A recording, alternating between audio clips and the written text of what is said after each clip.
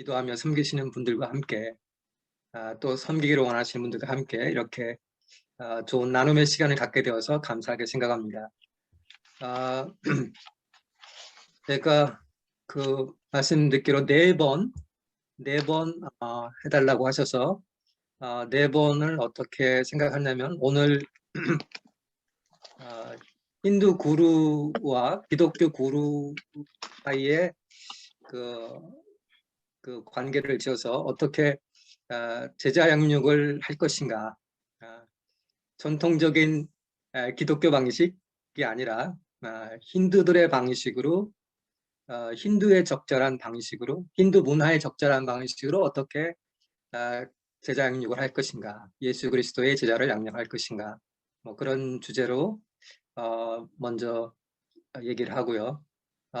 그걸 하다 보면 힌두교에 대한 이해가 대단히 중요하다는 것을 아실 수 있을 거예요. 그래서 힌두교에 대한 전반적인 이해가 필수적입니다. 힌두교와 힌두 문화에 대한 이해가 부족하기 때문에 힌두들에게 전하는 저희의 그 기독교 메시지, 설교 이런 것들이 적절하지 못해요.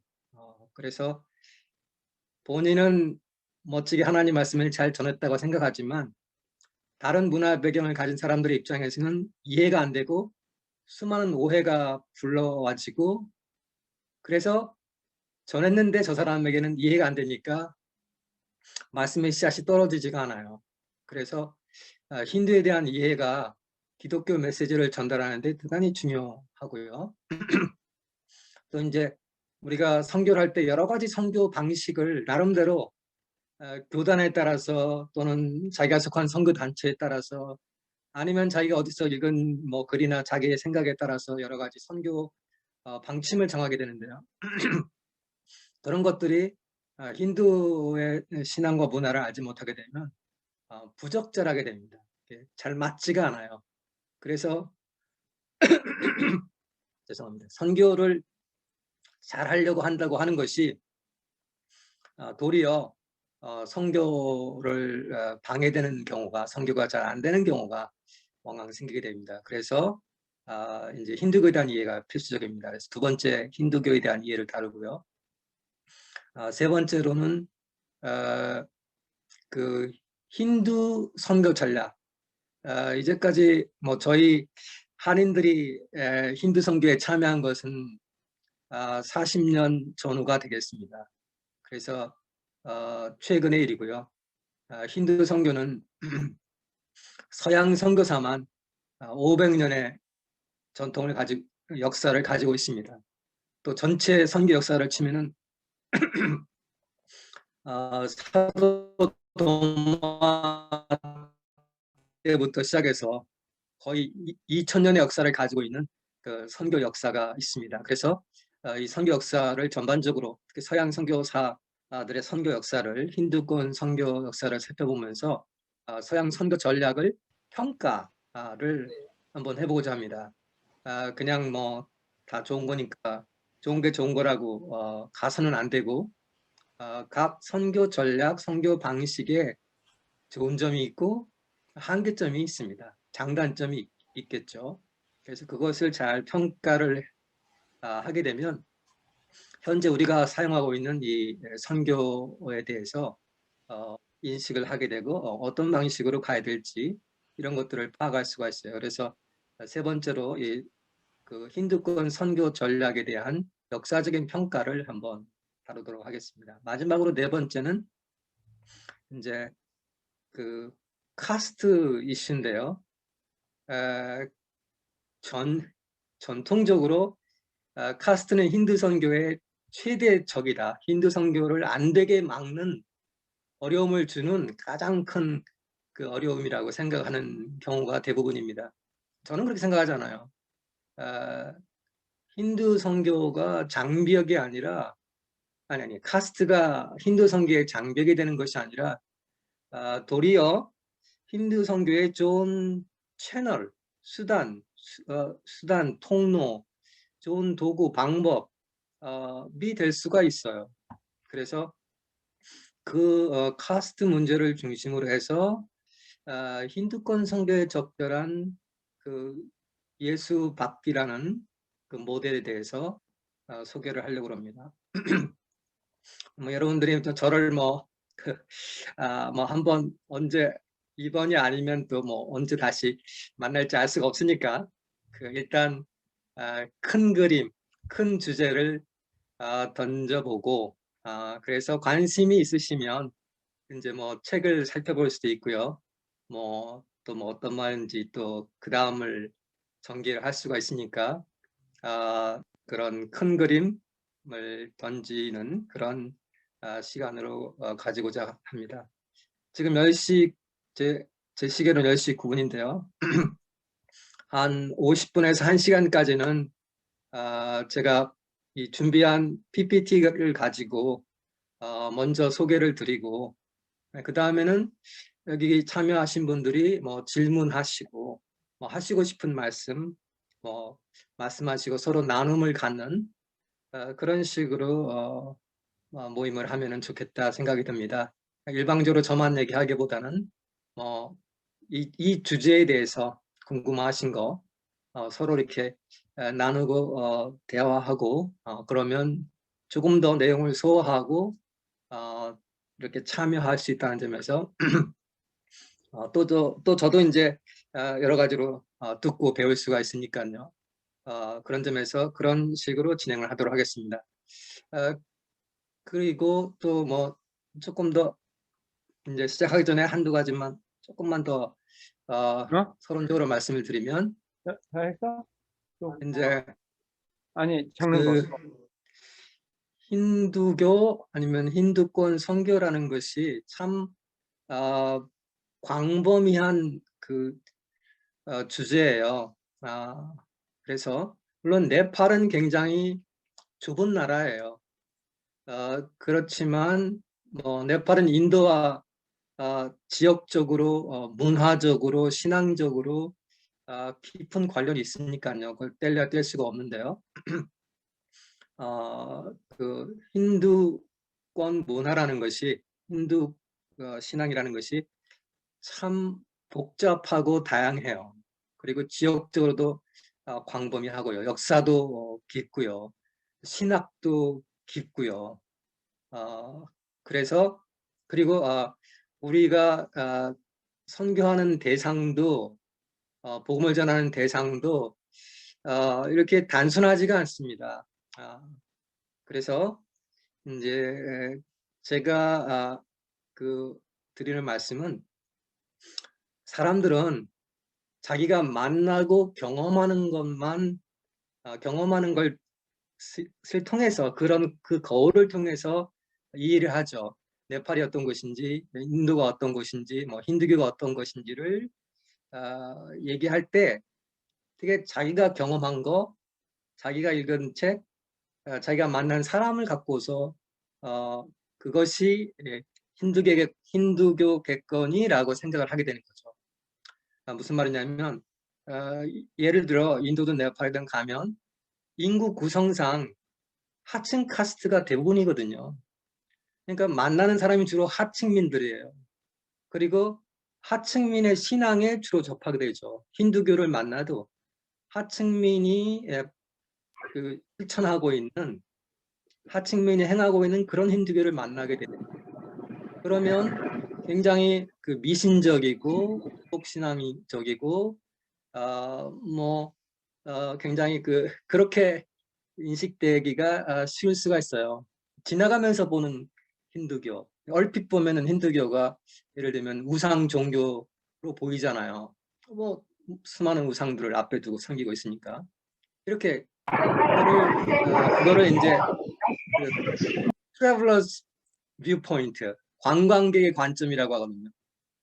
관광객이 지나가다가 잠깐 보는 사람, 관광객은 거기 잠깐 지나가는 사람이잖아요. 그러니까 만나고 경험하는 거, 자기가 본 게 전부니까 네팔은 이런 거, 인도는 이런 거, 힌두교는 이런 거, 자기가 지나가다가 보고 경험한 거가 전부니까 그게 힌두교겠거니, 그게 네팔이겠거니, 그게 인도겠거니 이렇게 말을 한단 말이죠. 그런데 그게 그거 중요해요. 내가 체험한 거가 참 중요하죠. 근데 그와 함께 내가 만나본 적이 없지만 그 만나지 못한 사람들과 그 사람들의 신앙과 문화가 지배적인 거예요. 그런데 우리는 내가 만난 사람과 문화를 또는 신앙을 그거의 전부로 생각하는 거죠. 이런 거를 또 다른 관점에서 말하면, 다른 식으로 표현하면 외부자적 관점이라고 말을 할 수가 있어요. 외부자. 거기 내부자가 아닌 거죠. 네팔 사람이 아니고 인도 사람이 아니고 힌두 신앙을 갖고 사는 사람이 아니에요. 저희들은. 여기 힌두 신앙 가지신 분 없으시죠? 그러니까 다 외부인들이에요. 외부인들은 자기가 보는 관점이 있어요. 자기가 갖고 있는 그 시각이 있는 거죠. 그래서 이 내부를 모르니까 외부자의 시각으로 이렇게 판단을 하는 거죠. 그래서 이게 다 판단이 이게 빨간 안경을 쓰고 있다고 보시면 되는 거죠. 다 자꾸 이렇게 왜곡되게 자기 관점에서 보니까 이게 거기서 실제로 믿고 고백하는 거를 못 보게 되는 거죠. 그래서 제가 드리는 말씀이 뭐냐면 제가 지금 하는 얘기에 대해서 이렇게 본인이 평상시에 알고 있는 거하고 다를 수가 있어요. 앞으로 제가 하는 많은 얘기가 다를 수가 있어요. 그러면 저거 이상하다. 그렇게 하기보다는 이게 힌두교의 세계가 이렇게 다양하구나. 이런 것도 있고 저런 것도 있구나.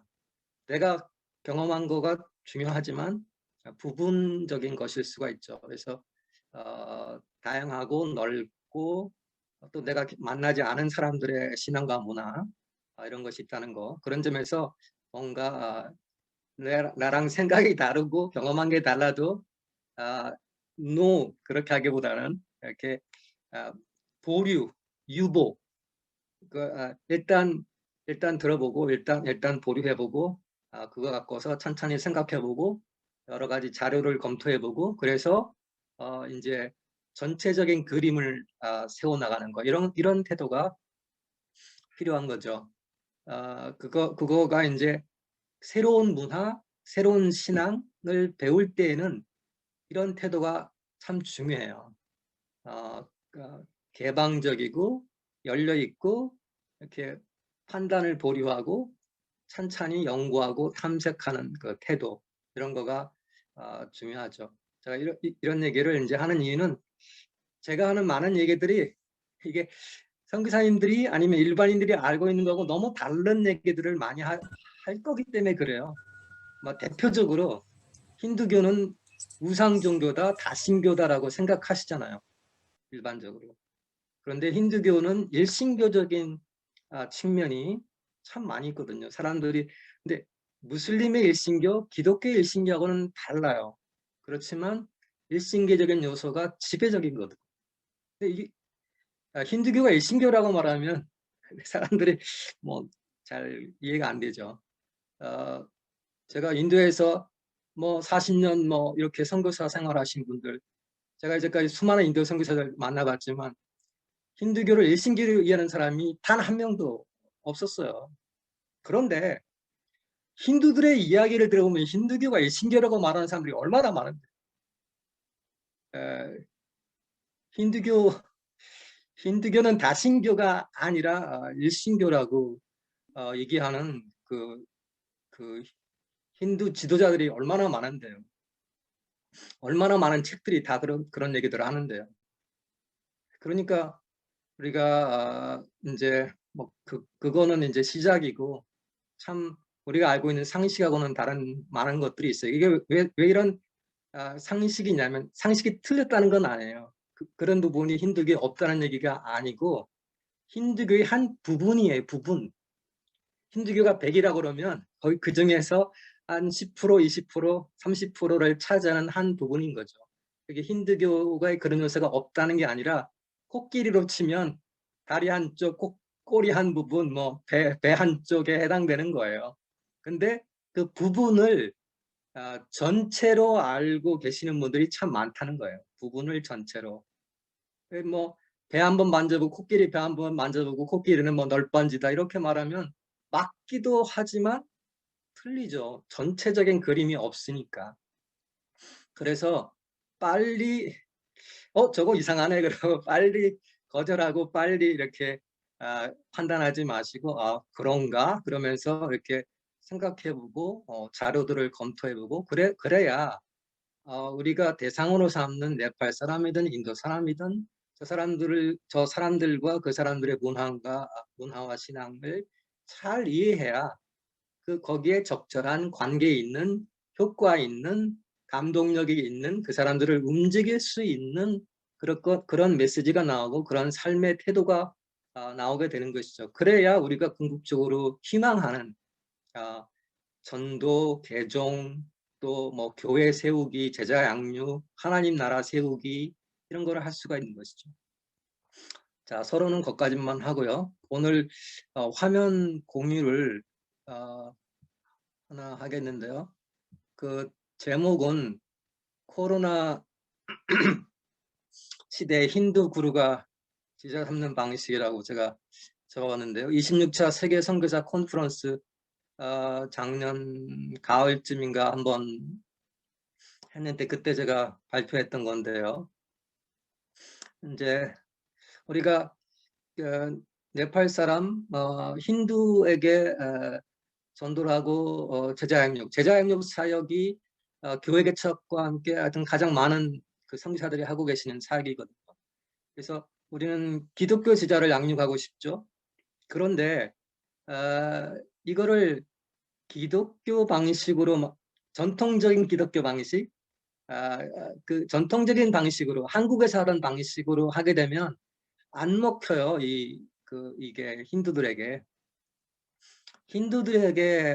이게 마음이 들어오고 힌두들이 감화가 돼야 되는데 힌두들이 생각하는 그런 접근 방식이 아니기 때문에 개념이 아니기 때문에 이게 잘 안 들어오는 거거든요. 그래서 힌두 선교를 효과적으로 또 열매 맺는 힌두 제자 양육을 하려면 힌두 구루들은 어떻게 자기들의 제자를 삼는가를 이해할 필요가 있습니다. 우리는 힌두가 제자를 삼는다 그럴 때 이게 무슨 개념이냐면 힌두도 교파가 있어요. 이슬람의 수니파, 뭐 시아파, 무슨 이런 파가 있듯이 힌두교에도 파가 있는데요. 이 기독교나 이슬람의 종파는 파가 틀려도 믿는 신이 다 같잖아요. 알라 신을 믿고 우리 예수 그리스도를 믿고 믿는 신이 같은데 얘네들은 믿는 신이 틀려요. 교파에 따라서. 그래서 시바파는 시바가 최고 신이고 시바가 창조주고 시바가 구원자예요. 위시누는 아니에요. 크리시나는 아니에요. 여러 신 중에 탁월한 신이기는 하지만 여타 신들은 그 죄를 지을 수가 있는 신이에요. 한계가 있는 신이에요. 그런데 이제 시바 신은 최고 신인 거죠. 시바파에게는. 그런 위시누파에게서는 위시누 신이 최고 신인 거고요. 그래서 이렇게 그 최고 신으로 받드는 신이 각기 다르기 때문에 그 파별로 자기의 신을, 자기의 신앙을 전파하고자 하는 그런 마음들이 자연히 생기게 되는 거죠. 그러니까 인도의 수많은 제자들이 힌두 신을 따르는 제자들이 있는데 내 가족과 내 스승님이 또 내가 모시는 이런 신앙을 내 제자들에게 전파를 하려고 하게 되겠죠. 그럴 때 그 대상이 되는 사람들이 꼭 나와 같은 신을 믿는 게 아니라 다른 신을 믿던 사람일 수가 있죠. 다른 신앙의 전통을 따르는 사람일 수가 있겠죠. 그래서 이제 그 사람들을 내가 신앙의 감화 또 가르침을 통해서 이제 제자를 삼을 때 그 과정이 선교랑 다를 바가 없어요. 우리가 볼 때 기독교인이 하는 선교나 얘네들이 다른 종파, 다른 신을 믿고 있는 애들을 돌봐서 자기 제자로 입문시키고 제자로서 이렇게 양육하는 과정이 선교하는 방식하고 아주 유사한 거예요. 그래서 얘네들이 선교하는 방식을 자기네 종파 사람들 대상으로 자기네 힌두지만 파가 다르고 믿는 신이 다르니까 자기네들이 제자하는 힌두들이 제자하는 방식을 잘 따르면 잘 배우면 방법론을 배우자는 거예요. 그 사람들이 말하는 메시지를 배우는 게 아니고 방법론. 방법론은 배워야 돼요. 왜냐? 그 방법론이 힌두들에게 먹히는 방식이거든요. 힌두들에게 어필되는 방식이고 또 그 방식이 기독교와 많이 유사해요. 기독교적인 방식하고 기독교적인 방식이라는 것은 제가 예수님이 하신 방식이라고 제가 말씀드리겠어요. 예수님이 하셨던 제자 양육 방식하고 아주 유사한 부분들이 참 많이 있습니다. 그래서 이제 힌두들의 마음에 와닿을 수 있는 힌두들에게 관계가 되는 힌두들에게 효과가 있는 그 제자 양육을 하려면 힌두 구루가 제자 삼는 그 방식을 배우는 게 좋다, 유익하다 그런 취지에서 오늘 말씀을 나누고자 합니다. 그 다음에 보면요, 자 힌두 구루 제자 계승 구루가 스승인데요, 선생님이고 선교사예요. 그러니까 제자를 삼을 때 제가 이제 따르지 않는 것을 명확하게 말씀드리는 건요. 구루 숭배, 구루 제자 관계에서 힌두 신앙에는 구루 숭배가 오늘날 현대 힌두 신앙의 핵심적인 내용 중에 하나입니다. 구루 숭배라는 게 있죠. 구루를 신으로 모시는 겁니다. 구루. 근데 이제 이 구루 신앙의 역사적인 그 흐름, 전개, 발전 과정을 보면 여러 가지 과정이 있는데요. 구루는 신이 인간에게로 오기 위해서 쓰는 빛나는 마스크다. 마스크를 썼기 때문에 처음에는 딱 보이지가 않아요. 그런데 어느 순간이 되면 구루와의 만남을 갖게 되면 이 마스크가 벗겨지고 그 마스크 뒤에 있는 참신을 만나게 되는 거죠. 구루가 그 신이라는 거죠. 그래서 이 성육신하는 거죠. 성육신. 구루가 인간의 모습으로 오는 거예요. 그 마스크를 쓰고 인간이라는 마스크를 쓰고 그래서 구루를 숭배하지만 사실은 구루 뒤에 있는 참신을 숭배한다. 이런 구루 숭배 신앙이 있는데요. 하여튼 구루를 신으로 받드는 거예요. 이거 우리 기독교 신앙하고 우리 예수 그리스도만 섬기는 사람들이기 때문에 이거 우리가 받을 수가 없죠. 또 샤티파트라는 게 있는데요. 구루는 손만 대도 아니면 눈으로만 딱 타치를 해도 그 구루가 가지고 있는 그 샥티파트라는 그 영적 에너지가 이렇게 전달이 되는 거죠. 그래서 신의 은혜로 말미암아서 제자가 조명을 받고 목샤, 해방, 구원에 이른다. 이런 이제 그 신앙을 갖고 있는 거죠. 그래서 구루와 친견, 구루를 직접 만나서도 할 수 있지만 꽃이나 과일이나 만트라 그 경전의 말씀이죠. 그거를 통해서 거리가 떨어져 있는데도 구루의 그 에너지가 전달되어서 이 제자의 눈을 뜨게 하고 제자에게 에너지를 불어넣어서 뭔가 깨달음을 이르게 하고 구원의 체험을 갖게 할 수 있다. 이게 이제 샥티파트라는 거거든요. 그러니까 이거는 기독교인의 경우는 성령 하나님만 하시는 거잖아요. 사람으로 하여금 죄를 깨닫게 하고 예수님이 굳으시다 신앙을 갖게 하시는 것은 성령 하나님의 능력이잖아요. 그런데 얘네들은 이것이 구루가 그런 능력을 가지고 있다 이렇게 보고 있는데요. 이런 거 우리가 인정할 수가 없죠.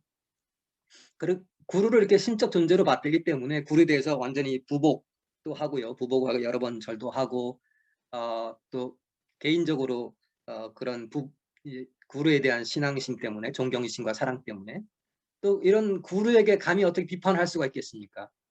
구루에 대한 비판 이거 그 허용이 될 수가 없죠. 구루는 신적권인데. 그러니까 제자가 스승이 돼서 이렇게 어떤 비판을 하지 않고 무조건적으로 순종하고 따르는 이런 태도 이거가 우리가 선교사와 제자들 사이에 그런 관계는 있을 수가 없죠. 우리는 아무리 복음을 전달하는 영적으로 볼 때 교사고 스승이고 뭐 영적 아버지 그렇게까지도 말할 수가 있을지 모르지만 우리는 신이 아니기 때문에 이런 권위가 없죠. 그래서 이런 것은 우리가 받아들일 수가 없죠. 내용적으로 이 구루 신앙 우리가 수용할 수 없다는 얘기를 드리는 겁니다. 자, 그런데 먼저 이제 구루가 뭔가 힌두 영성의 중심이다 이렇게 말할 수가 있겠는데요. 구루의 역할을 보면 뭐 우리가 예수님에게 대해서 할 수 있는 말을 다 써도 될 정도예요.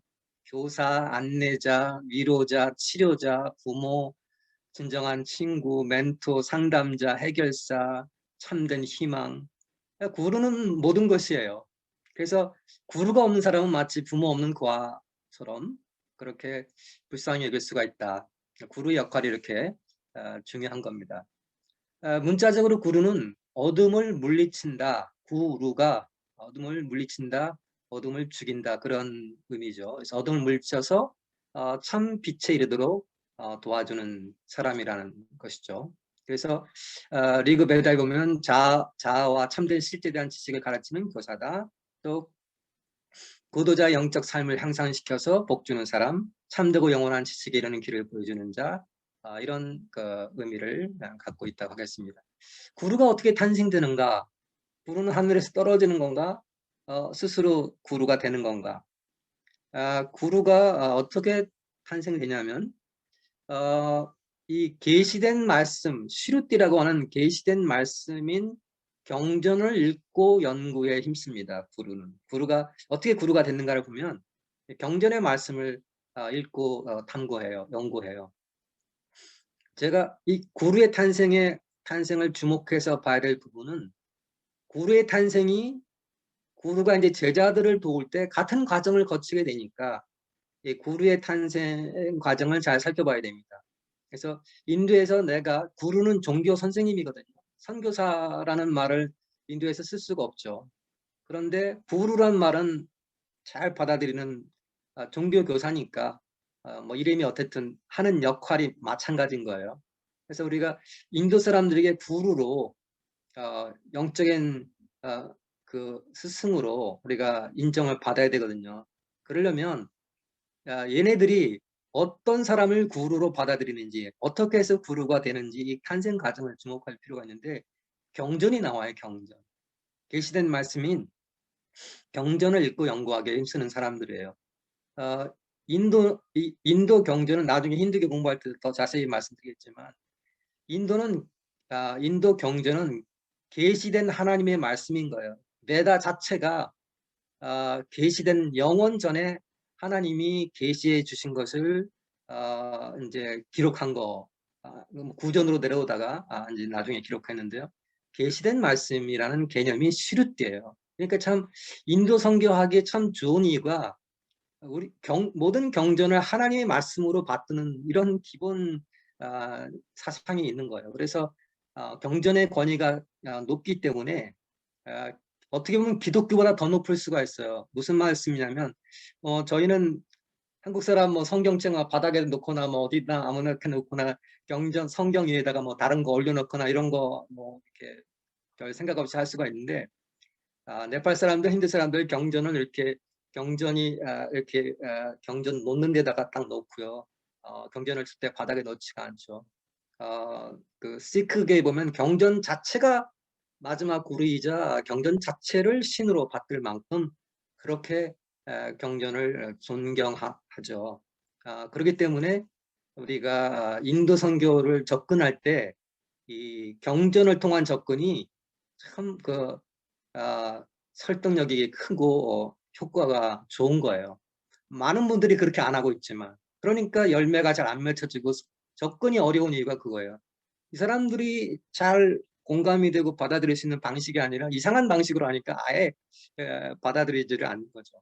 그래서 경전을 통한 접근을 왜 해야 되냐면 구루가 이렇게 해서 탄생되고 이렇게 해서 제자를 만들고 딱 그러고 있으니까. 근데 우리는 그야말로 기독교인이야말로 정확하게 경전으로 접근을 또 해야 되잖아요. 경전이 그러니까 우리 성경을 인도 사람들에게 가르치는 접근 방식이 굉장히 중요한 이유도 바로 여기에 있는 것이죠. 그 다음에 지식이 아니라 또 중요한 것이 뭐 그냥 그 경전을 공부만 하는 것이 아니고 진리를 따르고 실천을 하는 것이 대단히 중요합니다. 경전대로 살고 경전을 통해서 하나님께 집중하고 하나님만 찾고 이런 것이 구루가 탄생하는 과정인데요. 그래서 결국에 그 신을 만나는 그 체험, 신과 연합이 되고 하나 되는 그 체험이 이 구루에게 결정적으로 중요한 겁니다. 구루가 아닌 사람과 구루의 차이는 바로 여기에 있는 거예요. 그러니까 구원의 체험, 해방의 체험, 신의 체험, 신과 하나 된 체험. 그게 구루의 그 핵심적인 내용인 것이죠. 우리도 뭐 기독교인도 거듭나지 않은 사람이 하나님을 만난 체험이 그리스도의 십자가의 사랑과 부활의 능력을 체험한 경험이 없는 사람이 어떻게 전도를 하겠어요? 제자행요? 말도 안 되죠. 똑같죠. 지식으로만 나는 체험 안 했는데 지식으로만 뭐 제자 삼을 수가 있는 게 아니죠. 그래서 경전의 말씀을 통해서 신을 알고 그 다음에 지식적으로 그 다음에 그 신을 그 체험하고 그리고 그 신의 지혜와 능력을 덧입고 그렇게 해서 구루가 탄생이 되는 것이죠.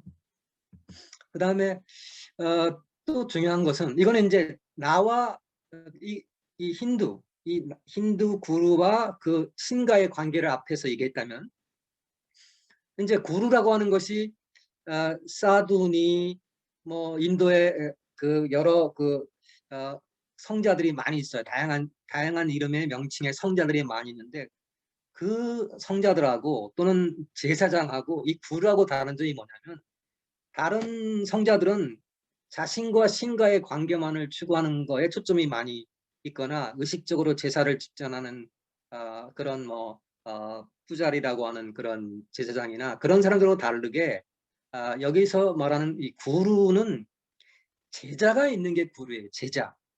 나와 신과의 만남을 가지고는 구루가 될 수가 없죠. 구루는 반드시 제자 양육을 하는 사람이 제자를 낳는 사람이 구루인 거죠. 그래서 이제 구루의 탄생 두 번째에서는 이제 구루의 경건이 중요한 거죠. 구루가 성결한 삶을 살고 구루가 훌륭한 인품을 가지고 있고 이것이 중요한 거죠. 그래야 그 입소문이 퍼지는 거죠.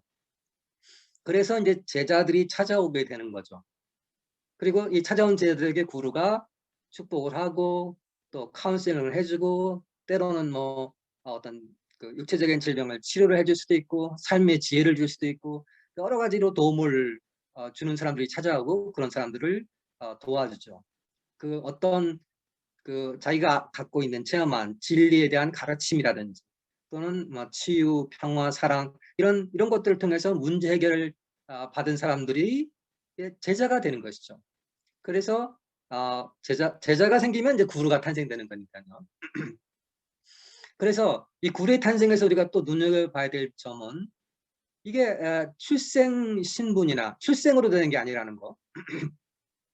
제사장은 브라민이라는 카스트는 출생으로 제사장이 될 수가 있는 제사장 가문에 태어나는 거죠. 근데 구루는 꼭 제사장이 아니어도 되는 거예요. 제사장일 수가 있지만 아닐 수도 있고 출생과 상관이 없어요. 또 구루 신학교가 따로 있는 것도 아니에요. 신학교를 가면 뭐 거기서 구루가 양성돼서 나오고 이런 게 전혀 아닙니다. 이 점이 기독교 목사, 기독교 선교사 되는 거고 좀 다를 수가 있어요. 모든 사람이 다 그런 건 아니겠지만 일단 우리는 뭐 신학교도 나와야 되고 뭐 선교사 뭐 안수도 훈련 과정 거쳐서 안수도 받아야 되고 뭐 이런 과정이 있는데 얘네들은 그게 전혀 없어요. 구루 자신의 경건, 구루 자신의 신적 지혜, 구루 자신의 영적인 체험, 구루 자신의 능력이 있어서 사람들이 그것을 깨닫고 찾아오고 구루를 통해서 은혜 받고 그래서 이제 구루가 생기는 거예요. 그러니까 구루 자체의 영성과 또 구루가 제자들을 돌봐서 제자를 만들게 되고 그러면 구루가 탄생되는 거죠. 어떤 자격 조건이 증이 주어져서 되는 게 아니고요. 이런 거가 굉장히 중요한 거죠. 그러니까 만일 네팔에서 활동하는 선교사가 인도 구루에 있어서 결정적으로 중요한 부분에 있어서 이제 목사라는 타이틀, 선교사라는 타이틀, 뭐 무슨 기독교인이라는 타이틀이 있지만 구루에게 결정적으로 중요한 영성, 어떤 고결한 삶,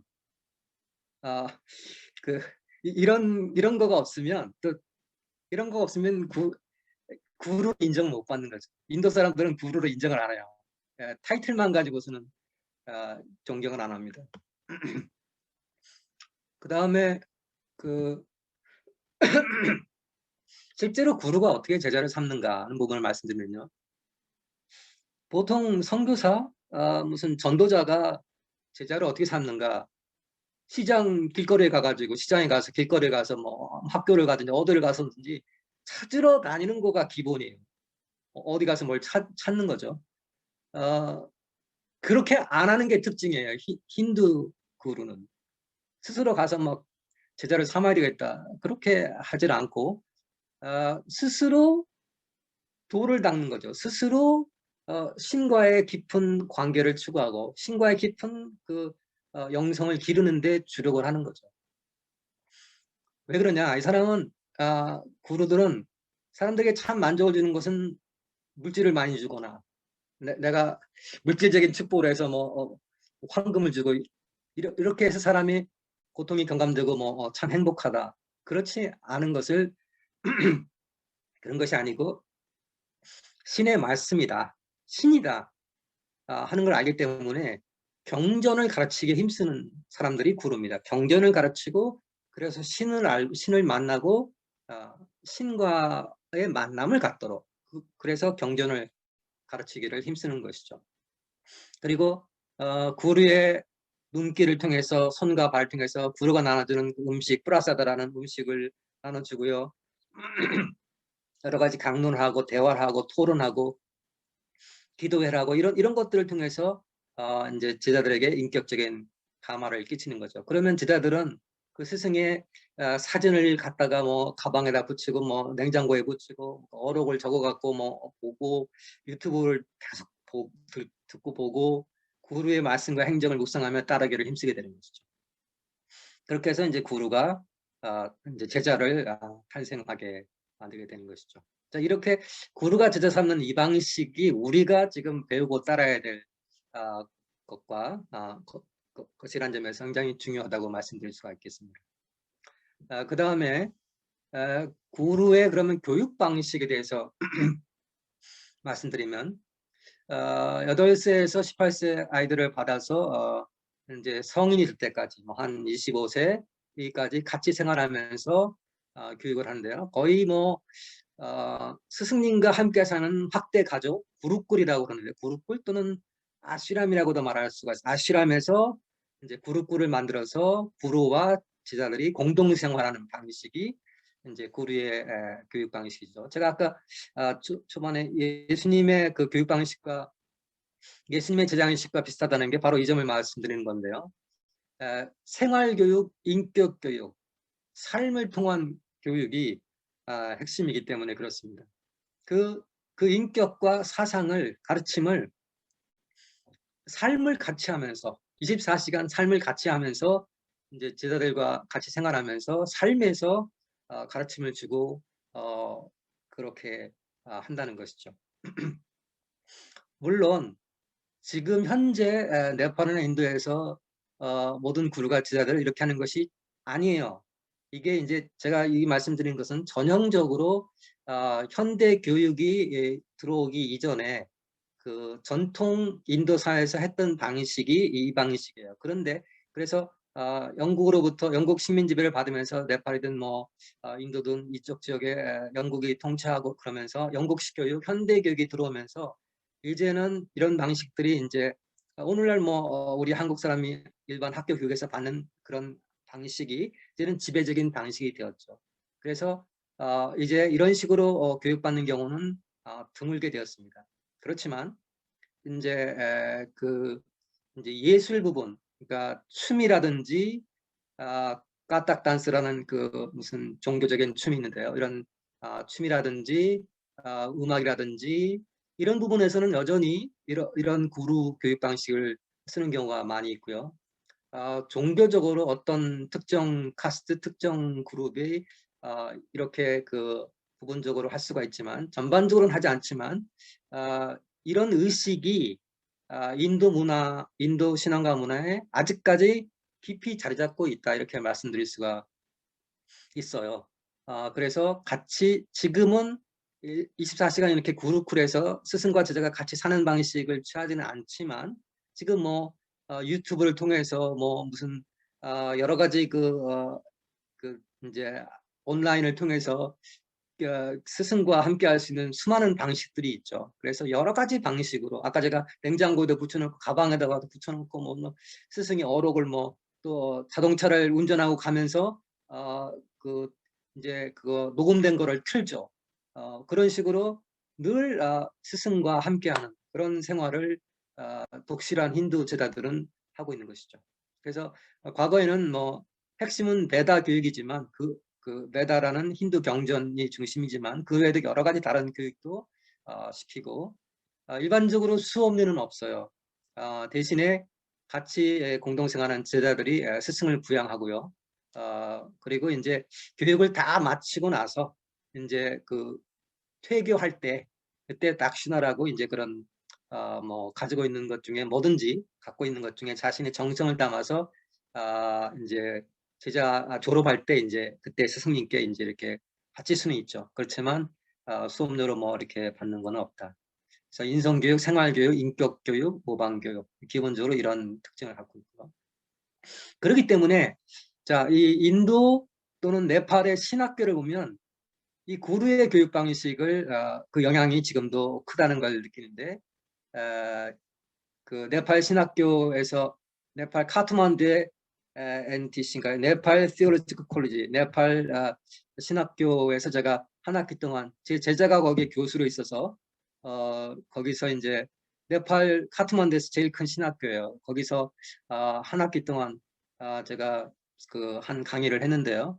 그때도 네팔도 역시 네팔 신학교도 전 학생이 교수들과 공동생활해요. 같이 밥 먹고 같이 수업하고 같이 생활하고 영성 실천을 같이 하고 제가 있었던 인도 분해 신학교도 마찬가지고 인도의 모든 신학교는 네팔도 제가 경험한 신학교도 보니까 그런 그 교수와 스승이 한 캠퍼스에서 같이 공동생활하고 생활과 삶을 통해서 교육하는 것. 이것이 이제 인도 구루가 교육하는 그 방식을 채택한 것이라고 말할 수가 있겠죠.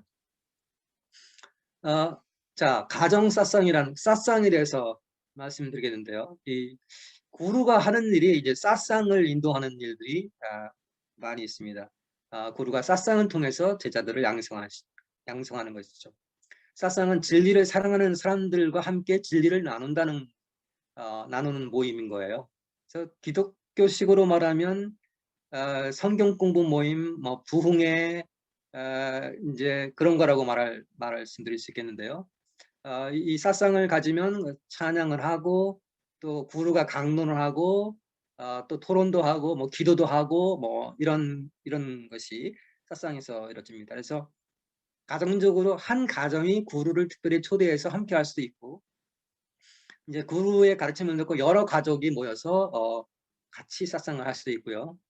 또는 사상 리더들 특별히 리더들을 모아놓고 리더 교육용으로 사상을 할 수도 있고요. 그러면 이 리더들이 나중에 자기 지역에 가서 또 자기 자신의 사상을 해서 동네 주민들에게 또는 자기가 돌보는 사람들에게 여러 가지 교육적인 감화를 줄 수가 있겠고요. 그래서 한 가정에서부터 시작해서 다수의 대규모 뭐 몇천 명, 몇만 명 모이는 그런 대규모 뭐 사상을 하기도 해요. 이런 사상이 또 신앙을 전파하고 하는 그런 제자를 삼는데 중요한 부분으로 작동을 하고 있다. 그렇게 말씀드릴 수가 있겠습니다. 근데 여기서부터 이제 구루의 가르침. 그러면 구루가 아까 경전을 통해서 가르친다고 그랬는데 구루의 가르침의 내용이 뭔가? 이거는 힌두교의 가르침 전반과 관련이 있지만 뭐 핵심적으로 간단하게 세 가지만 구원과 관련지어서 이렇게 몇 가지만 말씀을 드리면요. 먼저 구루의 가르침. 우리는 제가 이런 얘기를 하는 이유는 힌두교를 비롯해서 타 종교는 무조건 거짓 종교, 마귀, 사탄, 저놈들은 다 마귀 사탄 얘기고 뭐 다 거짓말 가르치고 이런 거 하니까 그렇게 생각들을 하고 계시죠. 그런 마귀 사탄 거짓말 얘기인데 힌두 경전을 읽어봐야 되겠다는 생각을 할까요? 힌두 경전을 읽어보고 선교하는 사람 거의 없습니다. 물론 모르겠어요. 이제 베다경을 좀 뭐 보는 경우도 있겠고요. 베다, 그다음에 이제 우파니샤드.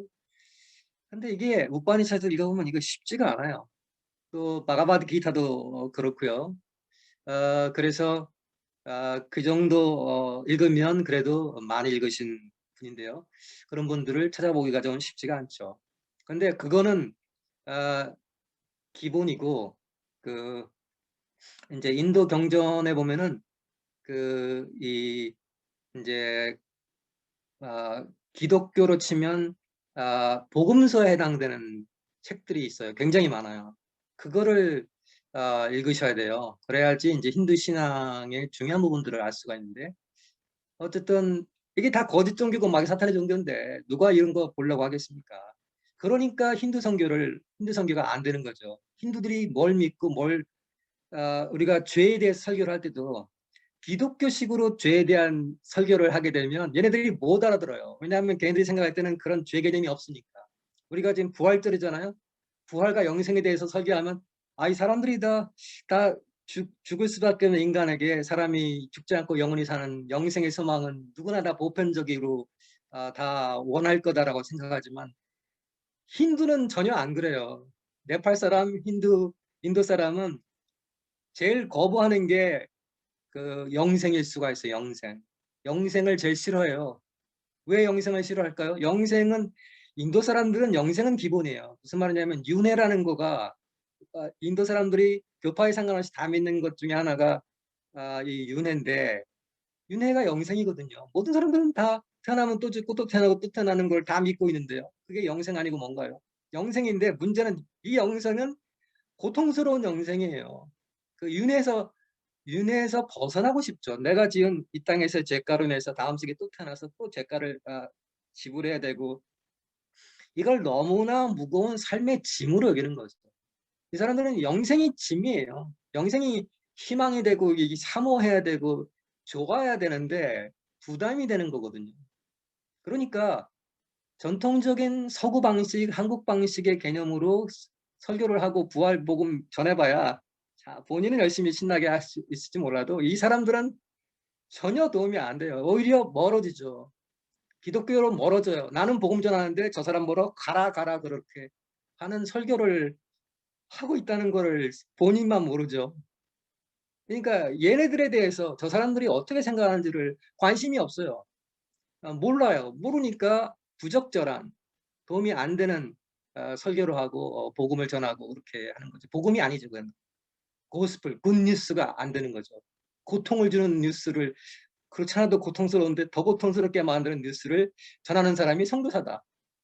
인도 사람이 볼 땐 그러는 거예요. 왜 그러냐? 모르니까. 상대방이 뭘 좋아하고 어떻게 생각하는지를 모르니까.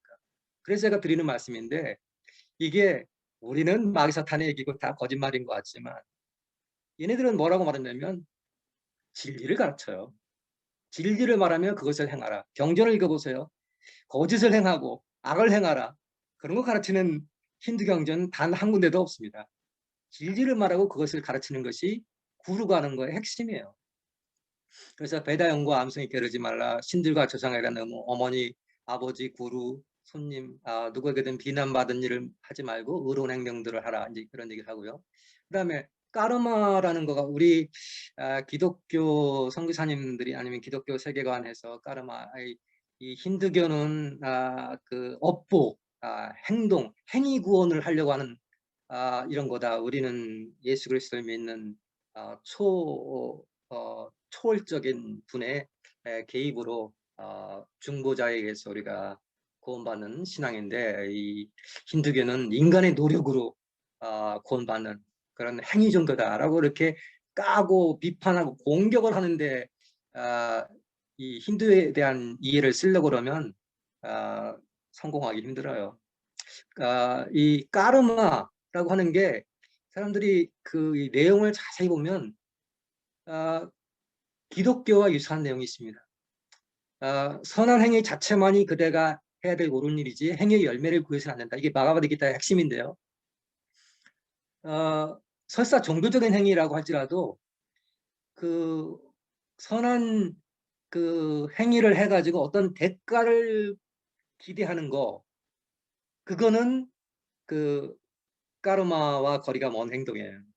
그러니까 대가를 구하지 않는, 열매를 구하지 않는 그런 전적인 희생. 왜냐? 그게 신의 말씀이기 때문에.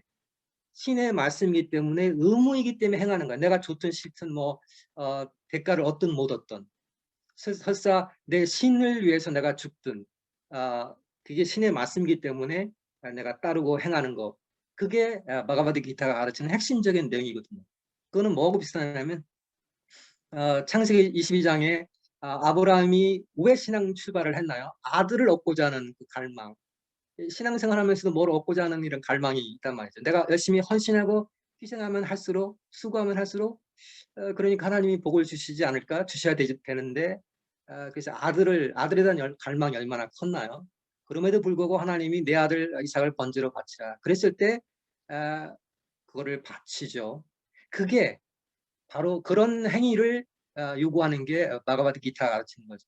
아무 대가 없이 자기의 외아들이라도 자기 자신이라도 바칠 수 있는 것. 신의 말씀이기 때문에. 그것이 그렇게 해야 구원받을 수 있다는 것이 이제 이 그 바가바드 기타의 가르침이죠. 굉장히 그래서 인도의 의무, 신의 법을 따라서 자기를 기꺼이 던지는 그런 그 훌륭한 인물들이 지도자들이 인도에 많이 있습니다. 이런 부분이 인도 가르침에 훌륭한 부분이 있기 때문에 그런 것이죠. 드나나 이거는 이제 지혜인데요. 존재하는 건 오직 신이고 그 외에는 다 이게 일루전, 딜루전, 미몽과 망상에 불과한 거예요. 신기루 같은 거죠. 그래서 이거를 깨닫는 게 저와 내가 다른 것이 아니라 다른 사람과 나, 신과 나, 사람과 사람 사이, 사람과 물건 사이 이 모든 것이 다른 것이 아니라 하나라는 사실을 깨닫는 것이 지혜죠. 그런 깨달음을 갖게 되면 우리가 어떤 세상 것에 집착을 할 필요가 없게 되고 이 세상으로부터 자유를 누리게 될 수 있습니다. 그것을 가르치는 것이 이제 이 우파니샤드의 그 가르침, 지나나의 그 핵심이 되겠습니다. 그 다음에 또 한 가지 힌두 경전의 가르침 중에 많은 성사님들이 빠뜨리고 놓치는 부분이 있는데요. 그게 박디 신앙이라는 건데 그 바가바드기타에 보면 그대의 마음을 내게만 두라. 다른 것은 말고 오직 나만을 섬기라. 하나님 거기에서 말하는 그 신에게 집중하고 그 신만 사랑하고 신만 섬기라는 얘기를 합니다. 그래서 그리하면 나의 은혜로 영생을 얻으리라. 그러면 내가 너를 구원하리라. 이런 신에 대한 믿음과 사랑을 강조하는 거. 이게 이제 구루가 가르치는 신앙의 길입니다. 그래서 나중에도 뭐 또 힌두 가르침, 힌두에 대해서도 다음번에도 한 번 더 말씀드리겠지만 그 기독교와 아주 유사하게도 오직 신의 은총으로, 신의 은혜로, 신의 사랑으로만 또 신자의 믿음으로만 구원받는 신앙이 힌두 신앙의 핵심 중의 핵심입니다. 이거를 사람들이 모르니까 다 뭐 마귀사탄이라고 얘기를 하는데 중요한 건 얘네들이 힌두들이 그렇게 믿고 있고 그렇게 신앙을 갖고 있다는 거예요. 그래서 이제 그 구루가 제자들에게 이런 내용들을 가르치게 되는 것이죠. 자, 구루의 삶이 또 중요해요. 다음번에 보면 구루는 절제합니다. 말을 적게 하고 지나치게 슬퍼하지도 기뻐하지도 않고 화를 내지도 않고 물욕과 정욕으로 자유롭고 초연해요. 거의 가진 것 없지만 모든 것을 가지고 사랑과 평화와 지혜를 나누고 원수도 친구도 존경도 무시도 없고 생명 유지를 위해서 조금 먹을 뿐 결코 맛을 위해 먹지 않는다. 그렇기 때문에 채식을 하죠. 영원히 가치 있는 것을 위해 세상의 사치를 저버린 사람. 물론 모든 구루가 다 이렇게 산다는 거 전혀 아니에요. 구루에 대해서 이렇게 좋은 책을 낸 사람이 있는데요. 그 사람의 책을 보면 구루도 롤스로이스 차를 수십 대를 굴리고 정말 세상 어떤 사람보다도 세속적으로 그리고 성적으로도 타락하고 물질적이고 이런 그런 현대판 구루들이 꽤 많이 있습니다. 유명한 구루 중에요. 그런데 전형적이고 모델이 되는 구루는 그런 구루가 아니죠, 당연히.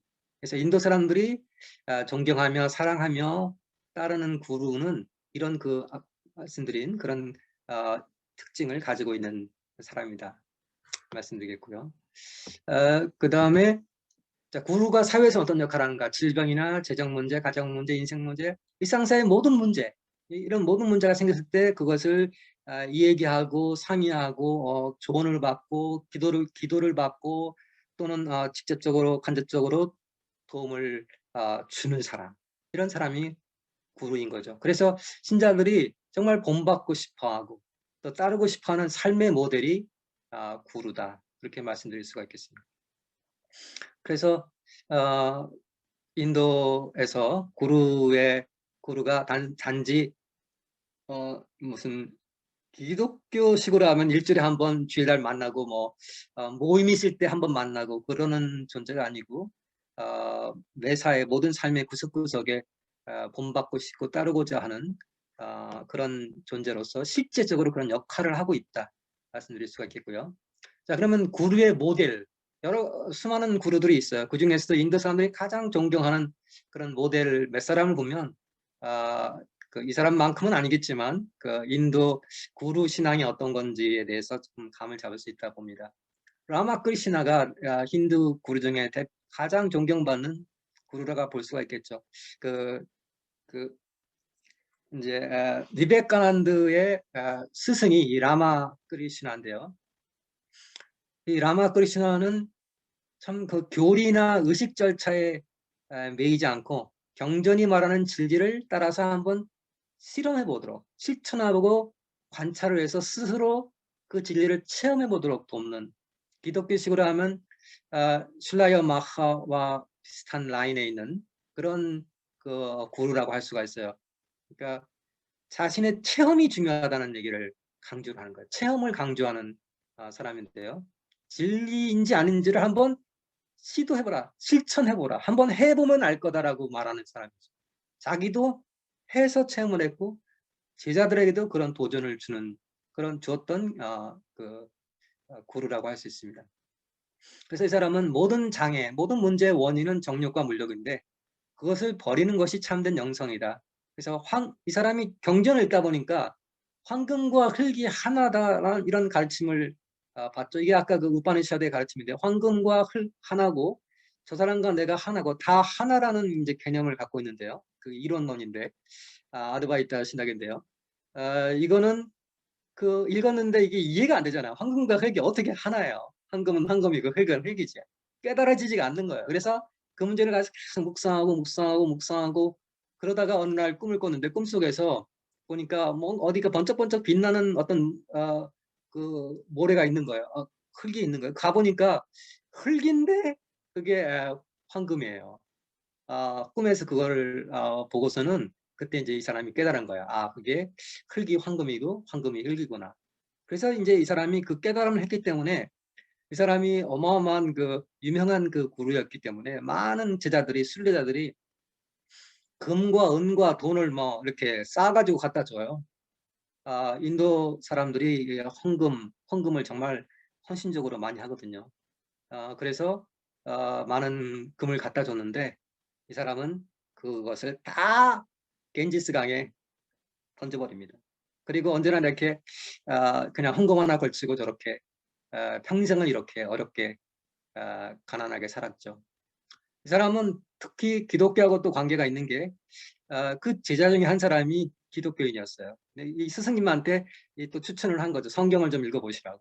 이 사람이 이걸 받아들이고 신약성경을 정말 열심히 읽고 몇 년 동안 숲속에 들어가서 이 그리스도를 명상하다가 부활하신 예수님 만나게 됐는가 봐요. 예수님의 어떤 실체를 만나게 돼가지고 이 예수님은 진짜 신이다. 참 신이다. 이런 이제 고백을 하면서 다른 제자들도 예수님을 따르도록 이런 얘기도 합니다. 이 사람이. 그래서 지금 네팔이든 인도든 신들의 초상을 파는 데 보면 기독교 예수님의 초상도 파는 이유가 예수님을 힌두의 성육신한 신 중에 하나로 힌두는 수많은 성육신 신이 있으니까요. 그 중에 하나로 예수님도 얘기한 사람이 바로 이 사람입니다. 이 사람의 영향 때문에 이제 그 힌두들이 예수님을 받아들이는데 큰 장애가 없어요. 기독교에 대해서는 장애가 있어요. 기독교라는 시스템. 기독교는 싫어할 수가 있어요. 역사적으로, 문화적으로 이게 문제를 일으켰으니까. 침략자의 종교니까. 정치적으로, 군사적으로, 경제적으로 침략을 한 날강도 도둑놈들의 종교이기 때문에 거절하는 역사가 있고요. 그리고 문화적으로 지금도 전통 문화를 파괴하는데 앞장서고 전통 신을 비난하고 정죄하고 공격하는 일을 계속하고 있으니 누가 그런 기독교를 좋아할까요? 아무도 안 좋아하죠. 그러니까 기독교는 싫어해요. 그런데 예수님은 좋아하죠. 예수님에 대해서는 이렇게 예수님을 좋다고 소개하는 수많은 힌두의 성자들이 있어요. 간디도 대표적인 사람이고. 그 다음에 암리타 난다마이 그 유명한 남인도의 여자 구루도 있는 거예요. 구루가 제가 다양한 꼭 제사장 가문만 되는 게 아니고 남자만 되는 게 아니고 상층만 되는 게 아니고 다양한 구루가 있는데요. 이 구루는 여자 구루인데 허깅 구루로 유명하죠. 안아주기만 하면 모든 슬픔과 고통이 다 사라진다 그래요. 30년간 뭐 3,300만 명을 안아준 사람, 연속적으로 20시간을 안아준 적도 있다고 그래요. 이 사람은 환자를 치료하는 것이 의사의 의무이듯이 나의 의무는 고통받는 사람을 위로하는 거다. 평화와 사랑의 사도로 유엔의 전설까지도 하고 그랬던 유명한 남인도의 살아있는 사랑의 구루죠. 이런 사람도 있습니다. 다양한 구루가 있어요. 마지막으로 정리를 한다면요. 제가 뭐 제목을 코로나 시대 기독교 구루의 선교 방식이라고 했지만 코로나든 코로나 아니든 구루의 방식에는 뭐 큰 변화가 없어요. 그러나 우리가 코로나 시대에 이 구루 방식을 배우면 조금 더 우리가 적절하게 이 시대에 적절하게 더 선교를 할 수가 있지 않겠나 생각을 해볼 수 있겠는데요. 한국 사람들의 선교 방식에 보면 교회 건축, 대중 설교를 통한 교회 개척 방식을 하는 경우가 많이 있고요. 그런데 이렇게 교회라는 건물이라든지 많은 사람들을 모은다든지 또 역시 이런 그런 방식이 아니라 소규모 제자 양성 방식 또 구루가들 하는 대로 가정교회, 가정을 중심으로 해서 사상을 하는 이게 가정교회 방식이라고 할 수가 있잖아요. 이 가정교회 방식 소규모 단위로 가정 단위로 그리고 제자들을 기르는 제자 양육 방식 이게 힌두의 원래 하던 방식이에요. 이 방식이 코로나 시대는 뭐 더 적절하겠죠. 당연히. 그래서 이런 방식이 코로나뿐 아니라 뭐 코로나 다음 세대도 계속 이어갈 수 있는 방식인데요. 이런 거가 힌두에게 맞는 힌두 문화에 맞는 방식이다 이 말씀을 드린 거고요. 또 비성육신 분리주의 선교에서 성육신 공동체 내에 머물며 증거하기라는 말씀을 드리고 싶은데요. 이게 힌두는 구루가 제자 삼는 방식을 우리가 봤듯이 이 삶이 중요한 거예요. 삶. 공동체 내에서 사회 속에서 같이 힌두들과 어울리면서 그들의 삶을 통해서 그들의 아픔, 슬픔, 눈물, 어려움을 들어주고 닦아주고 돌봐주고 섬기고 그런 거를 해주는 게 구루거든요. 그러니 힌두 문화는 다 나쁜 거야. 힌두는 마귀사탄의 문화야. 그러니까 저놈들하고 같이 어울리면 안 되죠. 그래서 거기서 나와. 그래서 힌두 축제 가지 말고 힌두들의 모임이라고는 일체 추천을 하지 않고 교회에서 하는 행사, 뭐 어디서 하는 거 여기 오라 이런 방식의 선교를 대부분 하는데요. 그거는 힌두들이 구루가 제자 삼는 방식하고 너무 달라요. 구루는 사회 속에서 생활 속에서 축제 속에서 가정으로 들어가서 거기서 생활하고 교제하면서 그래야 그 사람들의 어려움, 슬픔, 힘든 거, 문제들을 알고 돌봐주고 카운슬링 해주고 그럴 수 있잖아요. 그거를 해야 되는 거죠. 성육신 선교, 공동체 속에 머물러서 같이 살면서 섬기는 생활. 그게 감화를 주는 선교 방식인데 인도 구루들이 그렇게 하고 있는 거죠. 그리고 그래서 그게 인도의 삶의 방식을 파괴하는 성경 아니라 그거를 존중하는 방식. 그러니까 인도들의 그 인도 또 네팔 사람들의 그 예배나 음식, 음악이나 채식이나 의복이나 관습이나 삶의 모든 영역에서 우리가 힌두 신앙 내용에 있어서 무상숭배 문화라든지 이런 거 우리는 받아들일 수가 없죠. 그렇지만 그 삶의 방식은 인도 사람들의 방식이기 때문에 존중하고 거기에서 어떻게 복음을 전할 수 있을까? 그러기 위해서는 힌두들보다 힌두교를 더 잘 알고 힌두들의 그 삶의 다르마라고 하는 건 이제 삶의 방식인데요. 그것을 잘 파악을 하고 알아야 되기 때문에 그래서 경전도 읽어야 되고 계속해서 힌두들이 어떤 다르마를 갖고 있는지, 어떤 의식, 어떤 도덕 의식, 어떤 삶의 방식을 갖고 있는지를 잘 파악하기 위해서 공부하고 연구하고 배우고 이런 거가 필요한 거죠. 경전도 부지런히 있고요. 그래서 같은 죄의식 우리가 예수님을 믿으려면 내가 죄인이구나 깨닫고 예수님이 그리스도이시구나 참 주님이시구나 이걸 깨달아야 되잖아요. 이걸 깨달으려면 깨닫는 데 있어서 내가 죄인인 걸 알아야 되는데 한국 선교사가 말하는 그 죄의 개념은 많은 경우에 네팔 사람이 잘 안 느껴져요. 네팔 사람이 이거 죄로구나 깨달을 수 있는 내용으로 얘기를 해야 되는데 한국 사람이 깨달을 수 있는 죄를 말하니까 이게 안 느껴지는 거예요. 그러니까 이 네팔 사람, 힌두 사람은 뭐 교만하다, 완악하다, 뭐 저 사람들은 죄를 못 깨닫는다 이런 식으로 말하는데 그게 그렇지가 않아요. 이게 얘네들이 중요하게 생각하는 죄라고 말을 해주면 깨닫는데 한국 사람이 생각하는 죄를 말하는 경우가 있다는 거죠. 예를 들면 그 분노하는 거, 화내는 거. 아까 제가 거기 읽진 않았지만 분노, 화내는 것이 지옥문에 들어가는 3대 죄악 중에 하나예요. 한국 사람은 화내는 거 별 심각하게 생각하지 않고 쉽게 화를 낼 수가 있어요. 근데 화내는 순간 그 사람의 구루로서의 자격은 완전 상실입니다.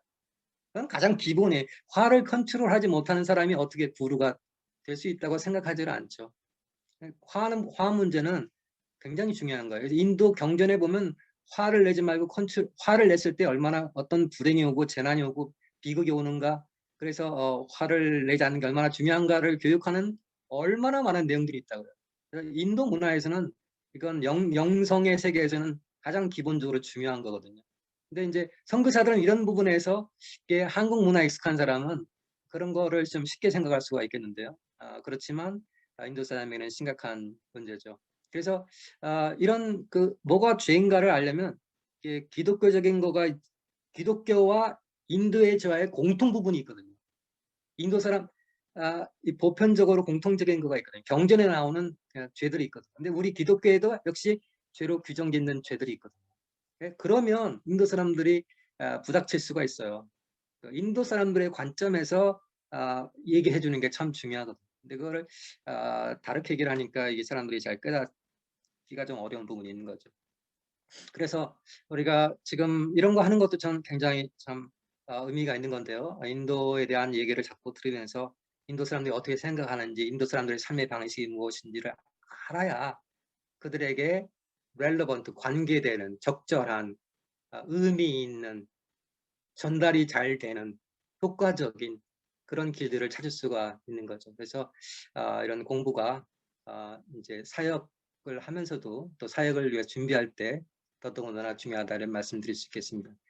저는 여기까지 말씀드리고 이제 나머지 시간에는 한 3, 40분 정도 이렇게 질문 있으시면 하시고 또는 본인들이 체험하신 거 있으시면 나누셔도 좋고요. 무슨 얘기든지 같이 한번 나누는 시간을 가지면 좋겠습니다. 감사합니다.